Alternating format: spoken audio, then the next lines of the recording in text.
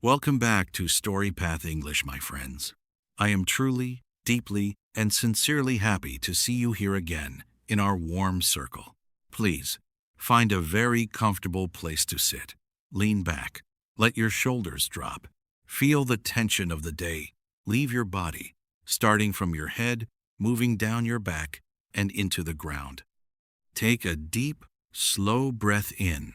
Hold it for a second, and let it out. Imagine we are sitting together once more by our warm, glowing campfire. Tonight, the air around us feels thick, cool, and damp. It smells of salt, wet sand, and the deep, dark secrets of the ocean. If you listen very closely, beyond the crackle of our fire, you can hear the rhythmic, heavy sound of waves crashing against a distant shore. The stars above us are bright, but tonight, our eyes are not looking at the sky. They are drawn to the dark horizon, where the deep water meets the black sky, and where the line between what is real and what is a dream becomes very thin. Tonight, we are traveling to a place that no map can find, a place that has haunted the dreams of sailors, scientists, poets, and explorers for over 2,000 years. It is a story of a perfect paradise, a city of shining gold and advanced technology, and a tragedy so massive that it was swallowed by the sea in a single day and a single night. This is the mystery of the Lost City of Atlantis. Fact, fiction, or a hidden warning. To begin our journey, we must travel back in time to ancient Greece, specifically to the year 360 BC. Imagine a great philosopher named Plato. He is sitting in the warm, golden sun of Athens, writing down a conversation. He tells us a story that he heard from his family, who heard it from a wise man named Solon. Solon, many years before, had traveled to Egypt. There, the ancient priests told him a secret history that even the Greeks had forgotten. They told him about a massive island continent located just beyond the Pillars of Hercules, what we today call the Strait of Gibraltar, the gate to the Atlantic Ocean. They called this land Atlantis. According to Plato, Atlantis was a masterpiece of design and engineering. Imagine a city built in perfect concentric circles, 3 massive rings of water and 2 rings of land, all connected by giant bridges and deep, wide canals that could hold the largest ships in the world. In the very center of the city, on a high hill, sat a magnificent temple dedicated to Poseidon, the god of the sea. Plato says this temple was a sight beyond imagination. It was covered in silver on the outside and gold on the inside. The ceiling was made of ivory, decorated with gold, silver, and a mysterious glowing red metal called Times orichalcum, which was said to be second only to gold in value. Inside the temple stood a giant statue of Poseidon himself, standing in a chariot and driving 6 winged horses. The statue was so tall that its head touched the ceiling. The walls of the city were made of red, white, and black stone, cut from the earth beneath the island. There were massive gardens that were always green, fountains that flowed with both hot and cold water, and the air was constantly filled with the sweet, heavy smell of exotic fruits and flowers. There were even elephants roaming the island, and the mountains were high enough to protect the city from the cold winds of the north. The people of Atlantis were the descendants of Poseidon himself. For many generations, they were incredibly wealthy, powerful, and wise. They were masters of the sea, with a navy of 1,000 ships. They lived in peace, they loved the truth, and they lived in harmony with the earth. They didn't care about gold or jewels. They only cared about friendship and virtue. Have you ever imagined a perfect world? A place where there is no poverty, no hunger, no crime, and everything is beautiful? That was the vision of Atlantis. It was the golden age of humanity. For a long time, it was heaven on earth. But as the centuries passed, the divine portion of the people, their goodness, began to fade away. They became more human, and with that came a great sickness of the heart, greed. They were no longer satisfied with their island paradise. They began to look at their gold and their ships with pride instead of gratitude. They became arrogant. They became warlike. They started to conquer their neighbors in Europe and Africa, turning their wisdom into a weapon of power. They forgot the gods, they forgot the laws of nature, and they forgot to be kind. Plato tells us that Zeus, the king of the gods, saw what was happening. He saw that the hearts of the Atlanteans had turned to stone and shadow. He decided to punish them. And then the disaster struck. Imagine the ground beginning to shake with a roar that sounds like 1,000 lions. Imagine the sky turning black as the mountains begin to spit fire. Imagine the ocean rising up like a giant, terrifying wall of black water.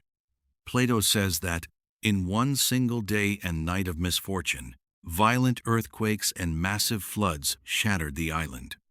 The earth literally opened up, and the mighty city of Atlantis, with all its gold, all its temples, and all its people, slid into the dark, cold depths of the Atlantic Ocean. By the time the sun rose the next morning, there was nothing left but a sea of mud and a haunting silence. The most powerful empire in the history of the world had vanished.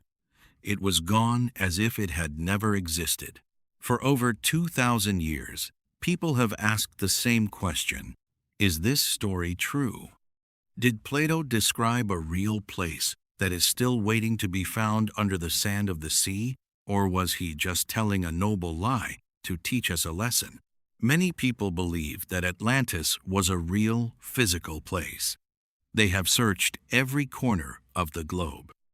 Some look near the island of Santorini in Greece, where a massive volcano erupted 3,500 years ago, creating a tsunami that destroyed the beautiful Minoan civilization. Others look off the coast of Spain, or even under the thick ice of Antarctica. Some look at the Eye of the Sahara in Mauritania, a giant circular rock formation in the middle of the desert that, from space, looks exactly like the concentric rings Plato described. They say that thousands of years ago, the Sahara was green and the ocean reached that spot. Imagine being a diver, swimming through the deep blue silence of the ocean, and suddenly seeing a stone pillar or a golden statue buried in the sand. Every time a scientist finds an underwater wall or a strange rock formation near the Bahamas or Japan, the world holds its breath and asks, is this it? Have we finally found the gate to the lost city? But my friends, as we sit here by our fire, we must ask a deeper question. Is Atlantis a hidden warning for us today? Plato was a teacher of the soul. He often used stories, which he called allegories, to explain complicated ideas about how humans should live. In the story of Atlantis, he was describing the dangers of a word the Greeks called hubris. Hubris means too much pride. It means the moment when a person or a country thinks they are more powerful than the laws of the universe. He was warning us that when a civilization becomes too powerful, too greedy, and forgets to respect nature and morality, it is in danger of falling. He was saying that gold and ships cannot save a people if their hearts are empty. Think about our world today. We have incredible technology, just like the people of Atlantis were said to have. We have massive cities, we can fly across the sky, and we have the power to change the environment. But are we becoming too proud? Are we forgetting to take care of the island we all live on our beautiful planet Earth? Are we letting greed and arrogance guide our ships? The story of Atlantis is like a mirror. When we look at the beautiful rings of the city, we see our own dreams of a perfect future. But when we look at the dark water swallowing the gold, we see our own fears of what happens when we lose our way. It reminds us that everything we build, our tall buildings, our powerful empires, even our modern technology, is fragile. It reminds us that the earth and the ocean are much more powerful than we will ever be. Perhaps the lost city isn't actually under the salt water of the Atlantic. Perhaps it is a place inside our own minds. It represents the perfect life we all want to reach and the mistakes we must avoid making if we want to stay safe. Learning English is a bit like searching for Atlantis. You are sailing across a vast, sometimes frightening ocean of new words and difficult grammar rules. Sometimes you feel like you are lost in a storm of confusion. Sometimes you feel like the treasure of being fluent and confident is 1,000 miles away, hidden under the waves. But if you keep sailing, if you stay humble and keep learning every day, you will eventually find your own golden city. You will find the power to speak to the world, to share your own stories, and to understand people from every corner of the globe. That is a treasure that no earthquake can ever take away and no ocean can ever swallow. The story of Atlantis has survived for 24 centuries because it speaks a language that everyone understands. The language of wonder, the language of hope, and the language of loss. Even if we never find a single stone of the city, Atlantis will always be real because we keep talking about it. As long as there is a sea, and as long as there is a sunset, humans will look at the horizon and wonder, what is out there? What did we lose in the dark water? And how can we be better people today so we don't lose it all again? The fire is burning low now, my friends. The red coals are glowing like the legendary times orichalcum times in the temples of Poseidon. I want to thank you for sitting with me and traveling across the waves to the Pillars of Hercules tonight. I hope that tonight, when you close your eyes and go to sleep, you can imagine yourself standing on a white stone balcony in a beautiful, peaceful Atlantis, feeling the cool sea breeze on your face, and watching the sun set over a world that is safe, kind, and full of wonder. Tell me in the comments, do you believe Atlantis was a real place that is still waiting to be discovered by a lucky diver? Or do you think it is just a beautiful story meant to warn us about the dangers of pride? And if you were the king or queen of a new Atlantis, what would be the most important rule you would make to keep your people happy and good? I love hearing your thoughts and your stories.